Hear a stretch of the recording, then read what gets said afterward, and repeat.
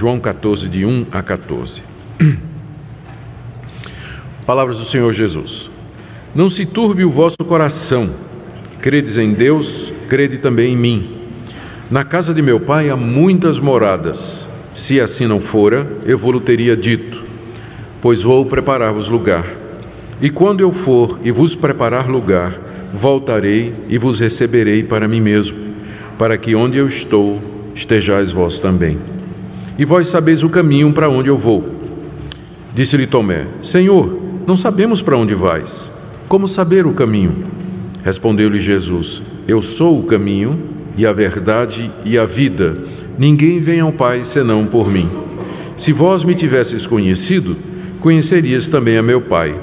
Desde agora o conheceis e o tendes visto. Replicou-lhe Filipe: Senhor, mostra-nos o Pai, e isso nos basta. Disse-lhe Jesus: Filipe, há tanto tempo estou convosco e não me tens conhecido? Quem me vê a mim, vê o Pai. Como dizes tu, mostra-nos o Pai? Não creis que eu estou no Pai e que o Pai está em mim? As palavras que eu vos digo, não as digo por mim mesmo, mas o Pai que permanece em mim faz as suas obras. Crede-me que estou no Pai e o Pai em mim. Crede ao menos por causa das mesmas obras. Em verdade vos digo que aquele que crê em mim fará também as obras que eu faço, e outras maiores fará, porque eu vou para junto do Pai. E tudo quanto pedirdes em meu nome, isso farei, a fim de que o Pai seja glorificado no Filho. Se me pedirdes alguma coisa em meu nome, eu o farei. Até aqui a leitura da Palavra de Deus. Vamos orar mais uma vez, pedindo a orientação do Senhor sobre nós. Ó Deus, nosso Pai, Criador e Redentor, diante da Tua Palavra, suplicamos a assistência do Teu Espírito Santo para a compreensão do que aqui nos foi revelado. Guia-nos, ó Senhor, a cada passo dessa perícope, para que nós possamos ver as maravilhas da Tua lei. Ajuda cada um de nós aqui, que a Tua Palavra fale ao nosso coração. Pedimos em nome de Jesus. Amém. Meus queridos, Jesus disse essas palavras quando estava com os seus discípulos no cenáculo, o primeiro andar da casa, provavelmente da mãe de João Marcos, na noite em que ele foi traído. Estava ali reunido com seus discípulos para a celebração da Páscoa. Ele, pouco antes, havia entrado em Jerusalém montado num jumentinho para celebrar essa festa. O relato está aí no capítulo 12, de 12 a 19. Foi recebido com euforia pela multidão que cantava, dando boas-vindas ao filho de Davi. Jesus então vai ao templo para pregar a palavra e manifestar a sua glória através dos sinais, quando alguns gregos chegam para vê-lo e pedem aos discípulos que os encaminhem até Jesus. E Jesus, então, ao tomar conhecimento de que os gentios estavam querendo vê-lo, ele então percebe que chegou o seu tempo, o tempo de sofrer e morrer pelo seu povo, o que inclui não somente os judeus, mas também os gentios. Está aí no verso 20 a 26 do capítulo 12. A essa altura, os judeus, sob a liderança dos fariseus, haviam intensificado a hostilidade contra Jesus. Aumentaram a oposição, recusando-se a crer que ele era o Messias, o Filho de Deus, apesar dos muitos sinais que Jesus estava realizando aquela semana ali em Jerusalém. Então o Senhor Jesus, no final da semana, ele dirige a sua atenção para os seus discípulos, aqueles que creram nele e que o seguiram. E ele então os leva ao cenáculo para a celebração da Páscoa e começa a prepará-los para o seu sofrimento e para a partida dele, de entre eles. O texto nos diz, no capítulo 13, que Jesus então lava os pés dos discípulos, significando a purificação espiritual deles por meio do seu sangue que seria derramado, e ele indica o traidor, que é Judas. E Judas então os deixa logo em seguida, quando Satanás entra nele. Capítulo 13, de 21 a 30. Jesus, então, a partir da saída de Judas, começa a dar instruções aos seus discípulos sobre o que estava acontecendo e sobre aquilo que ainda haveria de acontecer. Ele conta que haveria de partir para um lugar onde os discípulos não poderiam segui-lo naquele exato momento, embora mais tarde haveriam de seguir, e lhes dá um novo mandamento para que se amem uns aos outros. Estou lendo do verso 31 até o verso 35. Pedro, então, e provavelmente os outros também, ficou muito perturbado com aquela declaração de Jesus de que estava indo embora para um lugar onde os discípulos não poderiam segui-lo. E ficou mais perturbado ainda quando Jesus disse que naquela mesma noite Pedro haveria de negá-lo 3 vezes. E tudo isso compõe o cenário para essa declaração de Jesus do capítulo 14, do verso 1 até o verso 14, onde ele então fala a respeito da casa do Pai e o caminho para lá. O propósito de Jesus, então, aqui no capítulo 14, de 1 a 14, foi acalmar a ansiedade dos discípulos, pois aparentemente eles não estavam preparados para compreender de que maneira a partida de Jesus se encaixava na ideia que eles tinham do reino de Deus. Como judeus que eram, os discípulos estavam na expectativa de que a chegada do Messias instalaria o reino, mas agora o reino de Deus aqui na terra. Mas agora o Messias, Jesus Cristo, que estava com eles, estava dizendo que ia embora. E como ficava o reino então? E tudo aquilo que foi falado a respeito do reino, da chegada da redenção, o dia do Senhor, como é que é isso se aquele que é a pessoa mais importante diz que vai embora? Associada a isso estava a preocupação com o que foi dito a respeito de Pedro, que Pedro haveria de traí-lo.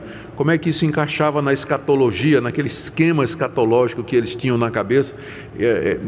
Não era claro.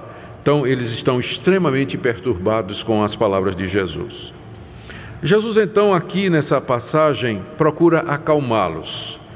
E ele faz isso em 5 partes, em 5 pontos, podemos dizer assim. O primeiro, ele dá uma ordem para que eles não se perturbem, está aí no verso 1. Em seguida, Jesus diz, não se perturbem porque ele está indo para a casa do Pai preparar o lugar, versos 1, 2 e 3. Em seguida, Jesus diz que ele é o caminho para a casa do Pai e que eles sabem disso. Quarto lugar, Jesus diz que eles podem ver o Pai aqui mesmo, antes da partida de Jesus para lá. E finalmente Jesus os encoraja a continuar seu ministério após sua partida para o Pai, que é o final da passagem. O meu objetivo nessa manhã, então, é entender as palavras de Jesus, trazer o impacto delas para a questão da escatologia e, finalmente, tirar algumas aplicações práticas para todos nós. Vamos começar com a ordem que Jesus deu para que eles não se perturbassem, que está no verso 1. Não se turbe o vosso coração, credes em Deus, crede também em mim. O coração dos discípulos estava turbado, estava em polvorosa, estava inquieto. E as razões já foram mencionadas. A partida de Jesus e o fato de que eles não poderiam acompanhar Jesus. Segundo, como é que isso se encaixava no esquema escatológico deles. E terceiro, o temor do que é que haveria de acontecer com Pedro e com os outros diante da declaração de Jesus de que Pedro haveria de traí-lo. E para acalmar o coração deles, Jesus então dá essa ordem: não se turbe o coração de vocês. Creiam em Deus e creiam também em mim. Ou seja, creiam em Deus que Ele jamais haverá de abandonar vocês. Mesmo que vocês não estejam entendendo o esquema escatológico que eu coloquei diante de vocês, isso não deveria abalar a confiança em Deus que vocês têm, porque Ele nunca haverá de desamparar os que são seus, mesmo que os seus não entendam de escatologia detalhadamente, nem sabem relacionar uma coisa com outra com perfeição. O amor de Deus por nós, a sua aliança para conosco, garante a paz, a redenção prometida no mundo que Ele haverá de trazer para nós, mesmo que nós não conheçamos esses detalhes com profundidade. Mas Jesus vai um pouco mais adiante, Ele diz: creia em Deus e creia também em mim, porque o que é que Ele quer dizer com isso? Da mesma forma que o Pai não vai abandonar vocês, eu também não vou. Por isso, assim como vocês creem nele, vocês também devem crer em mim, de que eu jamais deixarei vocês. Essa minha partida, ela tem um propósito, ela não significa um rompimento final, ela tem um objetivo. Então, creiam, confiem no Pai e confiem em mim. É óbvio que aqui Jesus está reassegurando os seus discípulos com uma apresentação da sua divindade, porque ao exigir dos discípulos que os discípulos crescem nele, da mesma maneira que os discípulos criam em Deus, ele estava se colocando no mesmo nível de Deus.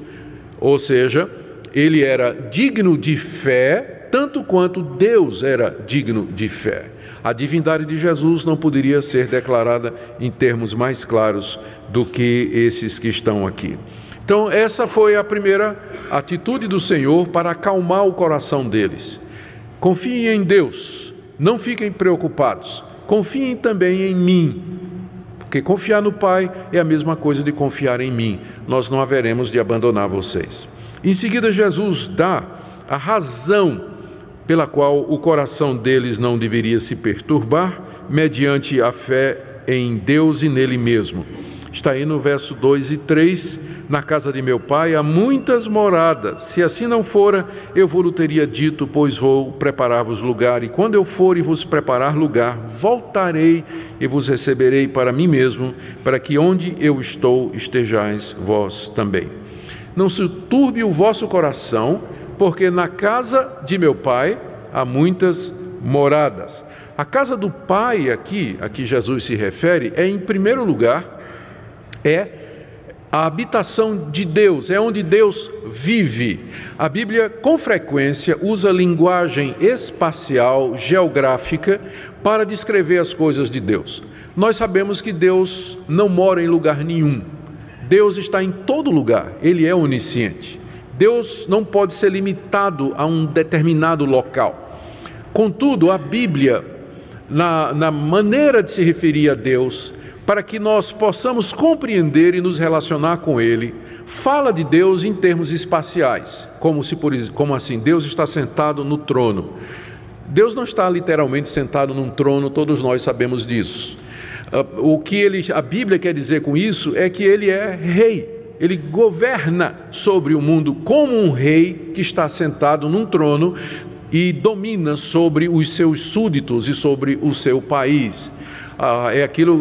Outras passagens parecidas que nós chamamos de antropomorfismo ou antropopatismo, que se referem a Deus como Deus tendo mão, tendo pé, tendo olho, tendo ouvido, ou que Deus tem as emoções humanas, Deus se arrependeu. São linguagens que a Bíblia usa para nos transmitir algum conhecimento a respeito de Deus, e que João Calvino se referia a essa linguagem como sendo a linguagem da acomodação, o Espírito Santo falando a nós como um pai fala a um bebê, numa linguagem que nós podemos compreender. Então, Jesus se refere à casa do Pai como sendo o local onde Deus mora, e que é uma referência a esse mundo espiritual que nos cerca, onde Deus habita juntamente na glória e de onde Ele governa o universo e onde Ele está, para usar uma linguagem que nós podemos compreender. Como seres temporais e presos no espaço e no tempo, fica difícil a gente conceber ideias metafísicas se elas não vêm numa linguagem que faça sentido para nós. Bom, então, o que Jesus está dizendo? Na casa de meu Pai há muitas moradas, ou seja, ao lado de Deus, no local onde Deus mora, na sua própria habitação, há muitas moradas. E há moradas também, é para lá que eu vou, a minha partida é para lá. E lá tem muitas moradas, ou seja, tem lugar para vocês também. Não se perturbe o coração de vocês. com a ideia da nossa separação. Eu vou para a casa do Pai, e lá tem muitas moradas, e vocês também têm um lugar lá. Quando essa metáfora que Jesus usa aqui, a casa do Pai com muitas moradas, a primeira imagem que a gente faz é de um condomínio cheio de apartamentos individuais, onde cada crente vai ter o seu lugarzinho, não é? Eu não penso que essa é a ideia que está sendo passada aqui, do individualismo, que às vezes nos sobrevém quando lemos o conceito, não é? Mas quando ele diz que a casa do Pai tem muitas moradas, está apenas dizendo que ao lado do Rei da Glória, do Pai, do nosso Redentor, Pai do nosso Senhor Jesus Cristo, nós estaremos lá com Ele. E Jesus iria para lá logo depois da sua morte. A sua partida era exatamente para lá. E Jesus diz que Ele vai para lá preparar lugar para os seus discípulos, reforçando a ideia de que, dando a razão pela qual eles não deveriam se perturbar, porque essa é a razão da saída dele. Ele está partindo com esse propósito, que é preparar na casa do Pai um lugar para os seus discípulos. Ele se refere então a essa sua partida como sendo a preparação de um lugar para os seus discípulos. Tradicionalmente, esse versículo tem sido interpretado da seguinte maneira: Jesus morreu e foi para a casa do Pai, e aí ele começou o trabalho de carpintaria, de engenharia, como mestre de obras, preparando mansões celestiais para nós, para que quando a gente morra, a gente então vá nesse lugar maravilhoso. Você já deve ter ouvido ilustrações do tipo assim: olha, se Jesus já está 2000 anos trabalhando lá e preparando lugar, deve ser uma coisa maravilhosa, não é? Isso que ele está fazendo. Mas a verdade é que as obras já estavam prontas desde a fundação do mundo. As obras já estavam prontas desde a fundação do mundo. A questão é que o acesso à casa do Pai estava fechado por conta do pecado. E pela sua morte, pela sua partida desse mundo, pela sua morte e ressurreição, Jesus iria abrir o caminho para a casa do Pai. É isso que significa: vou preparar-vos lugar. Não é que ele vai entrar no ramo da construção civil para preparar mansões celestiais para nós. Elas já estão preparadas antes da fundação do mundo. É a casa do Pai. Ele vai abrir o caminho pela sua morte e pela sua ressurreição. Essa é a razão da partida dele. A partir dali ele está se referindo à sua morte e depois à sua ressurreição e sua ascensão até a presença do Pai. Em seguida ele diz, não é, para assegurar os discípulos, no verso 2, se não fosse assim eu teria dito para vocês. Ou seja, eu estou dizendo a verdade para vocês. Se consolem com isso. A minha partida, vocês estão tristes por conta disso, ela tem um objetivo. Eu vou preparar um lugar onde nós vamos ficar juntos para sempre. E essa preparação é pela entrada dele, a entrada dele na casa do Pai, como homem, nosso representante. Ele vai na frente, destranca a porta e abre o caminho para a presença do Pai. E ele diz então que uma vez feito isso, ele vai voltar, agora estou no verso 3, e ele vem nos receber, viria receber os discípulos e os levaria para onde ele está, para que onde ele ficasse, os discípulos ficassem também. Ou seja, a partida dele era temporária. Ele haveria de voltar para receber os discípulos e então na casa do Pai ficariam juntos para todo o sempre. Aqui você percebe que a casa do Pai é mais do que simplesmente aquele local onde a gente vai depois da morte. É também o reino eterno do Senhor e Salvador Jesus Cristo. Quando ele diz que vai voltar, ele não está se referindo a voltar no dia de Pentecostes, ele não está se referindo a voltar quando a gente morre, porque essas são duas interpretações que as pessoas colocam sobre a vinda de Cristo. Ou seja, no dia de Pentecostes ele voltou no Espírito Santo. Sim, há um sentido em que Jesus volta no Espírito Santo para estar em nós no dia de Pentecostes, mas não é isso aqui que ele se refere. Também na hora que nós morremos, o Senhor Jesus vem ao nosso encontro para nos levar para si. Isso também é verdade, mas não é isso aqui que ele está se referindo. Ele está se referindo à sua segunda vinda. a sua segunda vinda. Então, quando ele vier uma segunda vez, ele vai juntar o seu povo para que esteja com ele para sempre na casa do Pai. O que eu queria que vocês percebessem é que aqui você vê a superposição da casa do Pai como sendo o local onde a gente vai depois da morte e como sendo o mesmo reino eterno do nosso Senhor e Salvador Jesus Cristo. As duas coisas estão em sobreposição. O Senhor Jesus prepara o caminho e Ele vem nos buscar e para estarmos com Ele para todo o sempre. A importância disso é que nós vemos uma continuidade no que acontece depois da morte e aquilo que vai acontecer na vinda de Cristo com a ressurreição dos mortos e estar com Ele para todos sempre. Ou seja, a nossa morte e partida para o reino do Pai, para a casa do Pai, aqui e agora, ela não é o final. E eu creio que isso aqui é importante a gente destacar, porque infelizmente no meio evangélico, nós recebemos uma influência que vê o céu, que é para onde você vai logo depois que você morre, como sendo a coisa, ir para o céu como sendo a coisa mais importante na vida do cristão, né? O que é que você queria que acontecesse? O que é que você almeja? Eu quero ir para o céu, né? Qual o seu maior deleite, seu maior prazer? Eu quero morrer e ir exatamente para o céu. Mas o céu, que é você ir para a casa do Pai depois que morre, ele nunca é apresentado na Bíblia como sendo a esperança final do cristão. Mas o retorno de Cristo para estar com o seu povo e reuni-lo ressurreto na casa do Pai para todo sempre. A ressurreição e o estado final é que são a esperança do cristão. O céu é um estado intermediário, provisório, até que o Senhor Jesus volte para nos buscar em corpo, para estarmos com Ele. Ele já ressuscitou, tem um corpo, para todo sempre no novo céu e na nova terra onde habita a justiça. Então você vê como Cristo estabelece uma continuidade aqui entre o que acontece depois da morte e o que vai acontecer quando Ele vier em glória para nos levar para si, para que nós almejemos aquele estado final, embora depois da morte já passemos a desfrutar dele antecipadamente. E depois de dizer isso, Jesus ainda, com o propósito de consolar os discípulos, ele diz qual é o caminho para a casa do Pai. Aqui no verso 4, Jesus faz uma declaração que pode ser considerada como uma espécie de uma provocação. Vocês sabem o caminho para onde eu vou, não sabem? Jesus não estava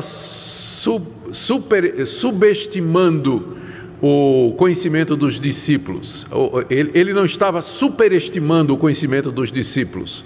Eu creio que aqui ele está fazendo uma declaração provocativa que tinha como objetivo preparar a resposta que ele queria dar. Vocês sabem para onde eu vou. Olha a resposta de Tomé: eu não tenho a menor ideia. Senhor, nós não sabemos para onde vai. Casa do Pai? O que é isso? O que é que o Senhor está se referindo? Nós não sabemos para onde o Senhor vai. Como é que eu vou saber o caminho? Para que eu saiba o caminho para algum lugar, eu preciso primeiro saber o que é esse lugar. Como é que eu vou traçar no mapa as coordenadas ou marcar no meu GPS um lugar que eu não sei o que é? Nós não sabemos para onde o Senhor vai e também nós não sabemos como chegar lá. Essa pergunta de Tomé mostra que os discípulos a essa altura ainda estavam bastante confusos com relação ao papel de Cristo como Filho de Deus, como aquele que haveria de instalar o reino, como o Messias prometido. Eles tinham crido que Jesus era o Messias, eles tinham crido que Jesus é o Filho de Deus, mas na cabeça deles, como isso se encaixava na concepção escatológica que eles tinham e que era própria e comum dos judeus, faltava fazer esse encaixe. Por isso Tomé, falando por todos os outros, diz: eu não tenho a menor ideia do que é que o Senhor está falando, não sei o que é que o Senhor está dizendo.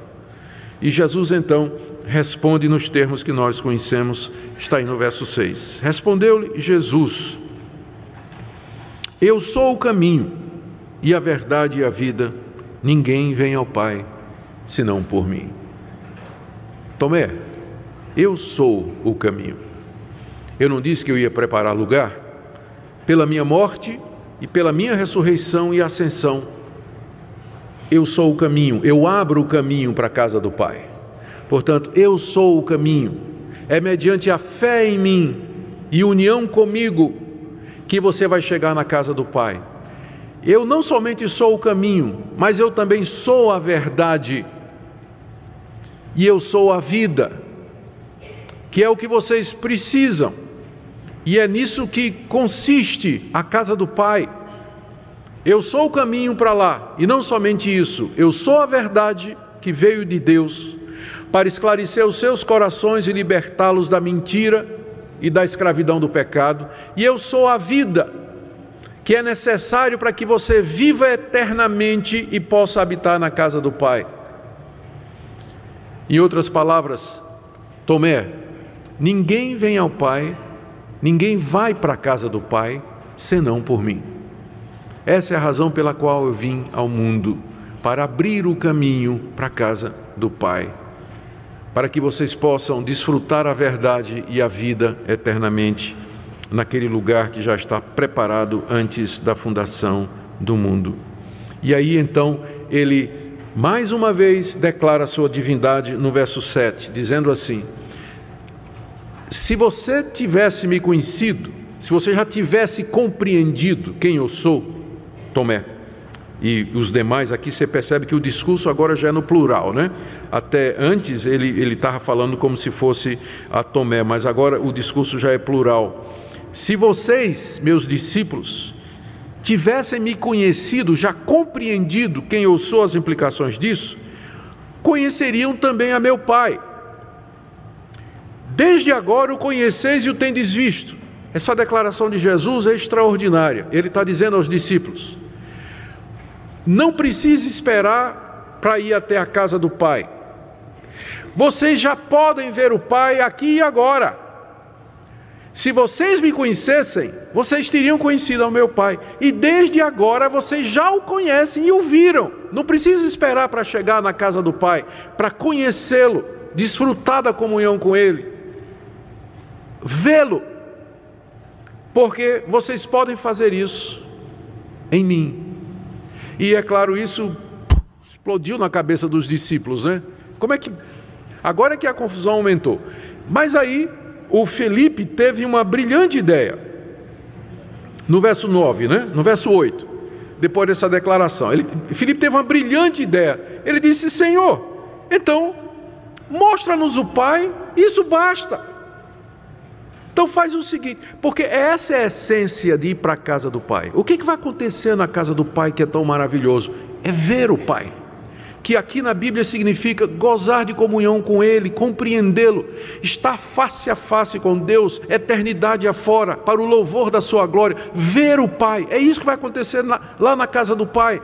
É para isso que Jesus foi preparar o caminho, para que nós que fomos expulsos do paraíso, na restauração de todas as coisas, na consumação, possamos estar outra vez na presença dEle. A casa do Pai é o paraíso restaurado, muito mais glorioso, onde nós vamos ver a Deus. E Jesus disse: olha, você não precisa esperar morrer e a minha vinda para você ver o Pai e ter comunhão com Ele. Você já pode experimentar isso aqui e agora. Aí Felipe diz: que maravilha, Senhor, então, mostra o Pai. Mostra, isso basta para nós. Não precisamos de mais nada. Isso acaba toda a dúvida. Provavelmente Felipe tinha em mente uma teofania como aquelas do Antigo Testamento. Tipo, como Deus apareceu a Moisés numa sarça ardente, como apareceu a Elias na coluna de fogo e de nuvem, e também ao povo de Israel, várias manifestações de Deus, da glória de Deus. Talvez Felipe estava querendo alguma coisa dessa aí, do tipo assim: Senhor, né? Mostra o Pai, tipo assim, sarça ardente, tipo a glória, a nuvem da glória, Shekinah, mostra-nos, nos dá uma experiência de ver a Deus. Isso é suficiente para nós. E aqui Jesus, do verso 8 até o 11, ele explica para Filipe de que ver a Ele é ver o Pai. Disse-lhe Jesus, verso 9: Filipe, há tanto tempo estou convosco e não me tens conhecido? quem me vê a mim, vê o Pai. Como dizes tu, mostra-nos o Pai. Filipe, isso que você está querendo, você já está tendo há 3 anos. Você quer ver o Pai? Mas quem vê a mim, vê o Pai. Você não entendeu ainda quem eu sou? Quem me vê a mim, vê o Pai. Por que você diz então, mostra-nos o Pai? Por que você está pedindo um sinal? Por que você está pedindo uma manifestação gloriosa? Eu sou a expressão exata do ser do Pai, da sua glória, da sua divindade, da sua santidade. Quem me vê, vê o Pai. Aquele encontro que Filipe tanto queria com Deus, na verdade, já vinha acontecendo há 3 anos. Os discípulos deveriam saber quem era Jesus. Deveriam saber quem ele era. Jesus, como que repreende o pedido de Filipe, se colocando como a opção correta. E que lição preciosa para nós, quando nós pensamos às vezes que a solução para os nossos problemas seria se Deus aparecesse em pessoa, se um anjo nos falasse, se a gente ouvisse uma voz do céu, se algum milagre grandioso acontecesse, a gente dizia, pronto, isso nos basta, se apenas Deus aparecesse aqui no meu quarto e dissesse, Augustus, o que desejas? Não é?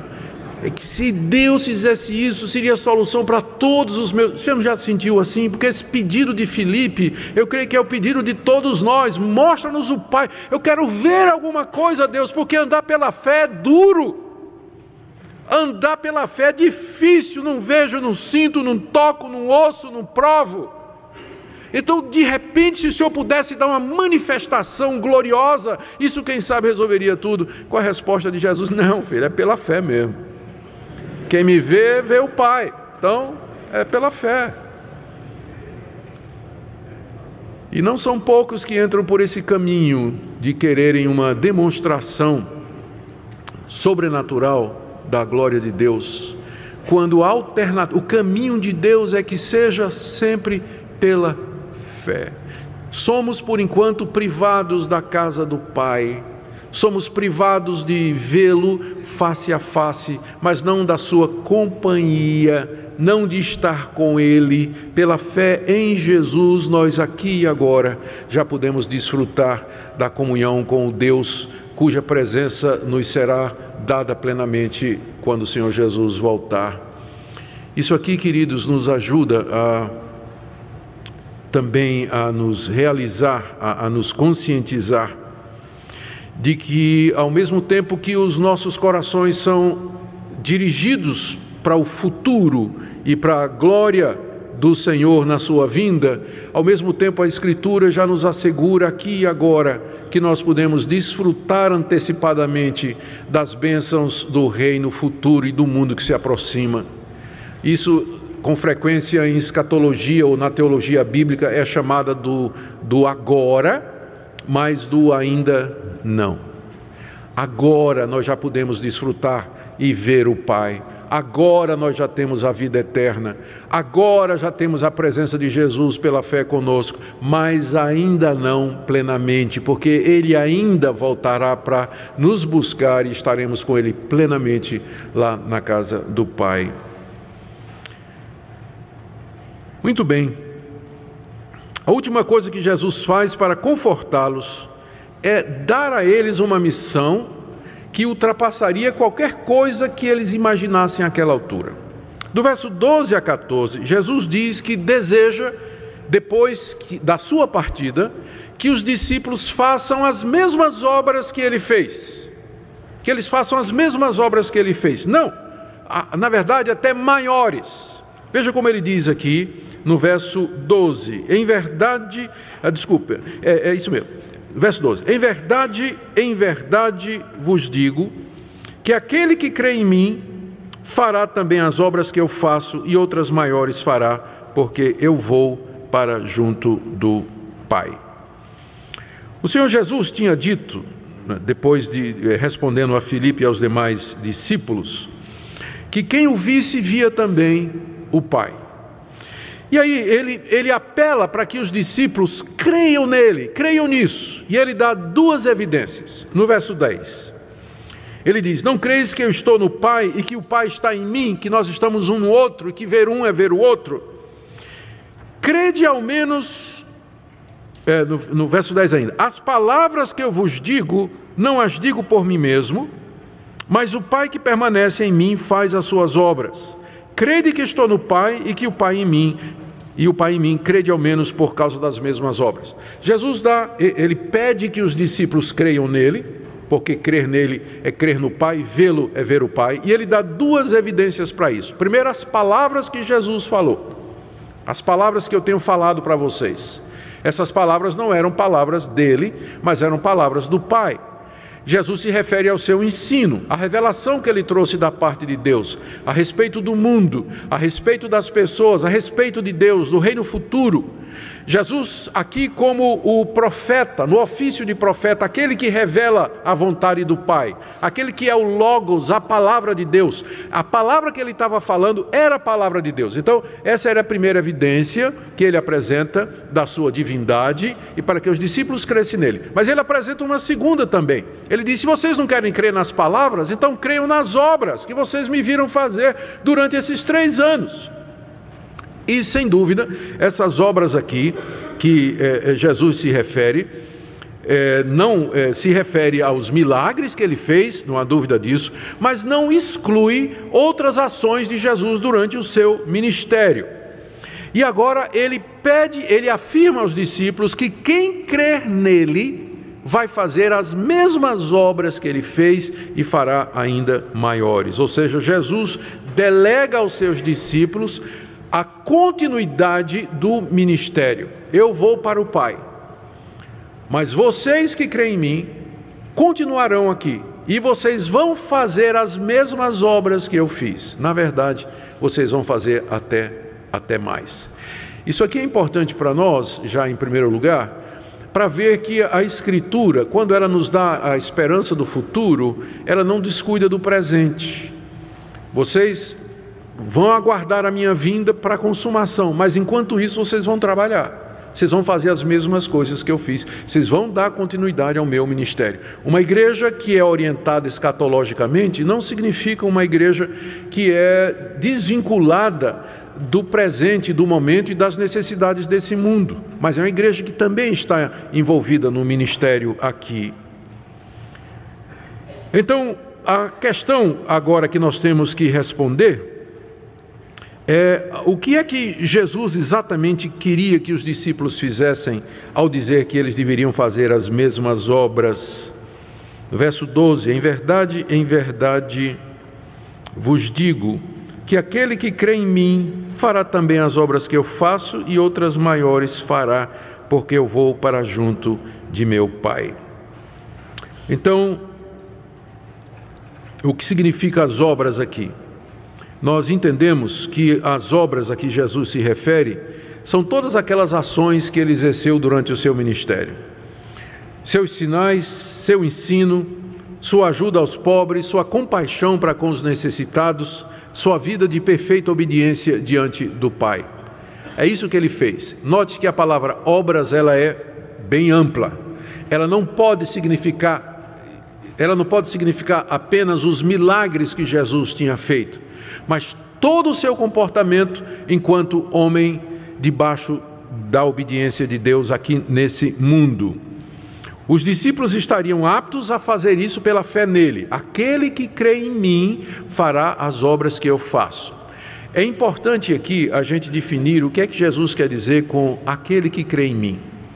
Se Jesus está se referindo, esse texto geralmente é interpretado da seguinte maneira: o que crê em Jesus é aquela pessoa que tem uma fé muito grande e uma fé muito especial, a ponto de que ele vai fazer os mesmos milagres que Jesus fez. Essa é a interpretação mais popular. Se você tiver fé suficiente, você vai fazer os mesmos milagres que Jesus fez. Na verdade, você vai fazer milagres ainda maiores. Se você tiver fé, então nessa interpretação, fé aqui não é fé salvadora, mas é a fé parecida com o dom de curar, o dom de exercer milagres, alguma coisa dessa forma. A fé para execução de coisas sobrenaturais. A grande dificuldade com essa interpretação é que ela nos deixa a todos debaixo da incredulidade, ou nos classifica a todos como incrédulos. Porque eu sei que se eu perguntar aqui se você já ressuscitou um morto, se você já andou sobre as águas, se você multiplicou pães e transformou água em vinho, eu sei que ninguém vai levantar a mão aqui. Eu não preciso nem fazer essa pesquisa. Ninguém vai levantar a mão. Então você nunca fez as obras que Jesus fez, portanto você é um incrédulo. E na verdade, toda a igreja, desde o primeiro século até o dia de hoje, nos seus 2000 anos de existência, ela viveu debaixo da incredulidade, porque não há ninguém na história da igreja que tenha andado sobre água, transformado água em vinho e multiplicado pães para uma multidão e ressuscitado um morto que já estava sepultado há 4 dias e fedia. Não tem isso na história da igreja. E não tem hoje. E ninguém faz isso hoje. Então, qual é o problema? Não será a nossa interpretação do texto? O que ele quer dizer com obras e obras maiores? E eu quero aqui propor uma alternativa que se encaixa bem dentro do tema escatologia que nós estamos falando aqui. A dica para a interpretação desse texto está em 2 coisas que Jesus diz aqui. Ele diz no verso 12, final do verso 12: fará as obras que eu faço e outras maiores fará, porque eu vou para junto do Pai. O porquê está introduzindo a razão pela qual os que creiam nele fariam obras maiores do que ele fez. Por quê? Porque ele iria para o Pai.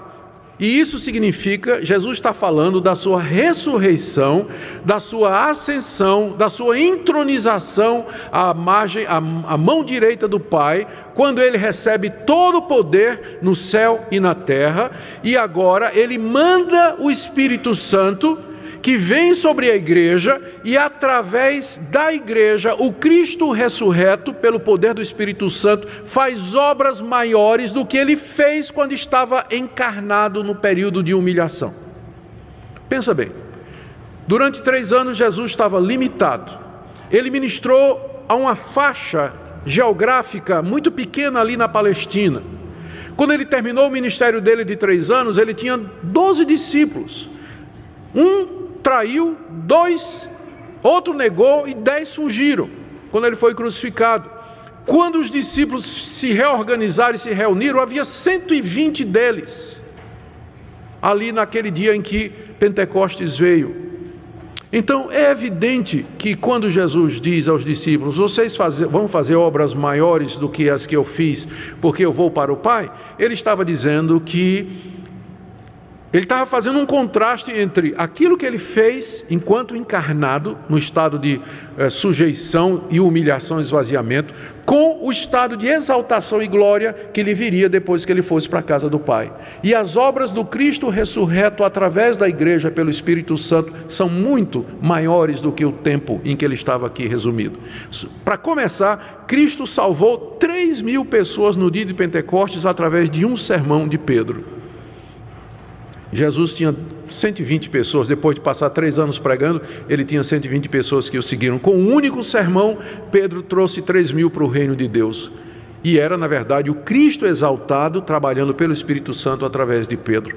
E a igreja cresceu, se multiplicou, atendeu mais gente, saiu daquela faixa resumida onde Jesus ministrou 3 anos, foi ao mundo, obras maiores, atendeu os pobres, atendeu os necessitados. Sim, os apóstolos fizeram sinais e prodígios em quantidade maior do que Jesus tinha feito.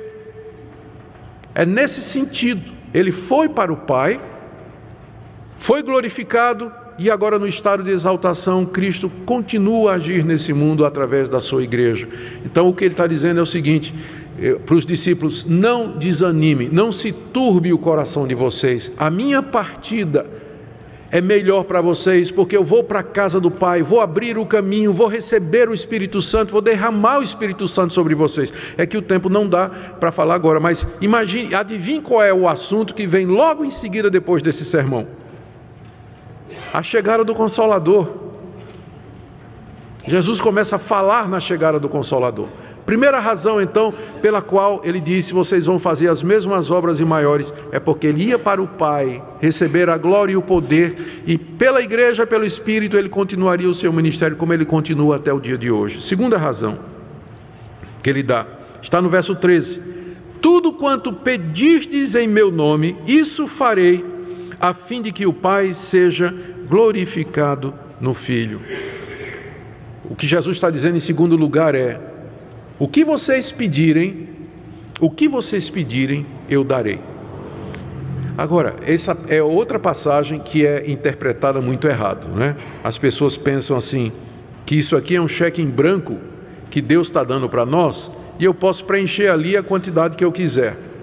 Tudo quanto pedires em meu nome, isso farei, a fim de que o Pai seja glorificado no Filho. E com base nisso você tem encontrado ministérios inteiros, promovidos por pessoas que fazem promessas que não são aquelas que estão na Bíblia. Essa passagem não está dizendo que qualquer coisa que você pedir a Deus, Deus vai dar. Essa promessa foi feita no contexto de missão, no contexto em que Jesus está dizendo para a igreja: vocês vão ao mundo e vocês vão fazer as mesmas obras que eu faço e ainda maiores.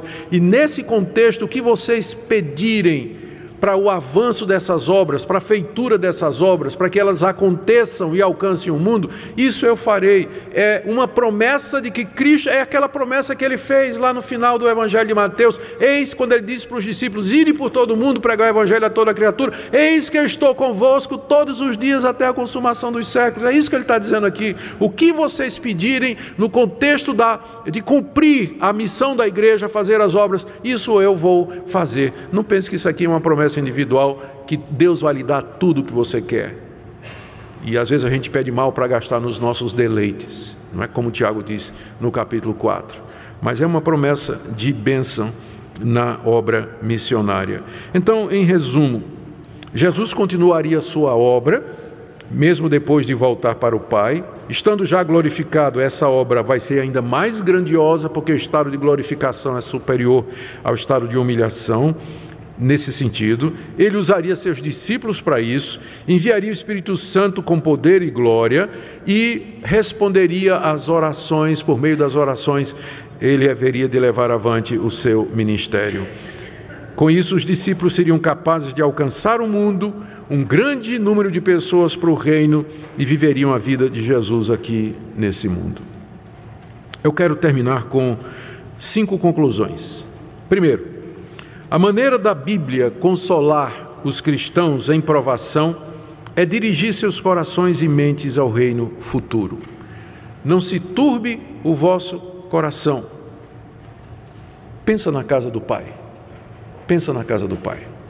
Pensa na minha vinda, na minha reunião com vocês. Não se turbe o coração de vocês. É na expectativa escatológica que nós encontramos conforto para os sofrimentos aqui no mundo, nesse período amargo, nesse vale de lágrimas onde nós vivemos. A esperança escatológica não significa que nós vamos desistir do mundo e entregar o mundo ao diabo. Não significa descuidar das nossas responsabilidades como cristãos para com a cultura, para com a sociedade. Mas isso quer dizer simplesmente que a Bíblia aponta consistentemente para a vinda do Senhor Jesus, para a nova criação, como a realidade final, a consumação da nossa esperança e a razão da nossa existência. Nós temos que manter as duas coisas juntas, a esperança da vinda do Senhor, a esperança escatológica do que ainda está por vir, com a realidade escatológica que nós vivemos nos últimos dias, e nós temos um trabalho para fazer, que Jesus nos disse, que é praticar as mesmas obras que Ele nos deu. Segunda conclusão: o poder, a bênção da segunda vinda já pode ser experimentado, embora parcialmente, e aqui e agora, pela fé no Senhor Jesus. Isso Jesus afirmou várias vezes no texto. Por um lado, ele coloca a esperança dos discípulos no futuro. Por outro, ele diz que o futuro já está aqui, e você pode desfrutá-lo mediante a fé nele. Pela fé no Senhor Jesus, nós conhecemos o Pai, temos comunhão com o Pai, nós vemos o Pai e somos capazes de fazer as mesmas obras de Jesus e ainda maiores. Que coisa maravilhosa, é o que a gente chama de escatologia realizada, não é? Tem ainda a futura, que falta acontecer, mas tem a já realizado. O mundo futuro já está presente pela fé em Cristo Jesus, e nós podemos experimentar aqui e agora os poderes do mundo vindouro. Terceira conclusão: Jesus Cristo é o único caminho para Deus e para a sua morada. Ele é o único que prepara um lugar para o seu povo na casa do Pai. Ele é o único caminho para lá. Eu estou sendo convidado, juntamente com outros estudiosos e pregadores aqui da América Latina, a assinar um documento que deve sair nesses dias, e que vai ser assinado por autores do mundo todo, contra uma declaração do Papa, que vai ser publicada também, em que ele diz que a reforma protestante terminou. Não, a reforma protestante já era. Por quê? Porque hoje em dia, católicos e protestantes, eles pensam da mesma forma, já resolveram as suas diferenças, já assinaram documentos e coisas desse tipo. Então está vindo uma reação lá de Roma. O pastor que está iniciando esse movimento é um pastor que trabalha lá em Roma, conhece muito bem a Igreja Católica, elaborou um documento muito interessante, ele está colhendo assinaturas, ele vai ser publicado e nós vamos traduzir em português em breve, onde ele fala claramente o engodo que é pensar na unidade ecumênica das religiões, como se isso fosse o caminho para Deus. O que está no caminho dessa unidade falsa é a exclusividade de Cristo. Ele é o caminho e não há outro. Maria não é mediadora, os santos não são mediadores, eles não intercedem por nós, a igreja não é mediadora. Perdão pela palavra, apóstolo não é mediador, e não tem ministério nenhum que faça essa mediação. O Senhor, e Ele somente é a nossa esperança. Nós não podemos cair no engodo de pensar de que há esperança fora da obra de Cristo, na sua morte e na sua redenção.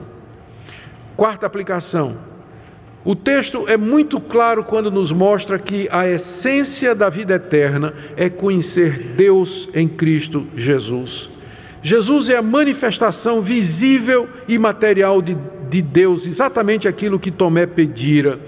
Portanto, nós não precisamos de uma manifestação extraordinária de Deus para confirmar a nossa fé ou para viver aqui nesse mundo. Basta-nos o relacionamento com Jesus pela fé. Eu sei que é um caminho duro, é um caminho difícil, andar pela fé. Nós não andamos por vista, nós não andamos pelo que ouvimos, nós não andamos pelos sentimentos e pelas emoções, mas pela confiança inabalável nas palavras de Jesus. É isso que é viver pela fé, e esse caminho nem sempre é fácil. Não poucas vezes nós gritamos como Tomé, ou como Filipe: mostra-nos o Pai, dá-nos uma manifestação. Não estou dizendo que é errado você pedir isso, mas não é esse o caminho que Deus nos deu. Nós andamos por fé. A fé é a certeza de coisas que não se veem, Filipe. É a segurança do acontecimento das coisas que foram prometidas antes que elas aconteceram, Filipe. Quem me vê a mim, vê o Pai. É em Cristo Jesus que nossa esperança está concentrada. Última coisa: somos chamados a continuar a obra de Cristo aqui no mundo até que Ele retorne, no poder do Espírito, pela fé nele. Não a obra de redenção, é claro, porque somente Ele a realizou, mas as obras que Ele fez: pregação, ensino, chamar pessoas ao arrependimento, cuidar dos pobres, manifestar amor e compaixão, vida de obediência ao Pai. E é claro, se Deus na sua soberania quiser se manifestar com sinais e prodígios, Ele é Deus. Mas estes sinais e prodígios não são as coisas mais importantes nas obras que nós somos chamados a fazer. Nós não podemos negar que Deus faz o que Ele quer, mas nós temos que ver na história bíblica que essas manifestações sobrenaturais, elas nunca formaram a essência da nossa fé e não eram condições a priori da nossa fé, e nós não dependemos delas para que nós tenhamos fé, conheçamos o Pai e já estejamos com Ele aqui e agora. Filipe que o diga, não é? Depois de ouvir a resposta de Jesus. Que Deus então, queridos, nos ajude a manter a esperança escatológica acesa no nosso coração, que Ele nos encha do seu Espírito e que Ele nos use para fazer as obras do Pai, as obras de Cristo, até o dia em que Ele voltará para estar conosco para sempre na casa do Pai. Oremos. Ó Deus, te damos graças por essa bendita esperança do retorno do Senhor, pela esperança de irmos à casa do Pai e ali estarmos com Ele para todo sempre, contigo para todo sempre. Te damos graças que aqui e agora já podemos ver o Senhor na face de Cristo, pela fé. Já podemos desfrutar dos poderes do mundo vindouro, pelo Espírito Santo que em nós habita.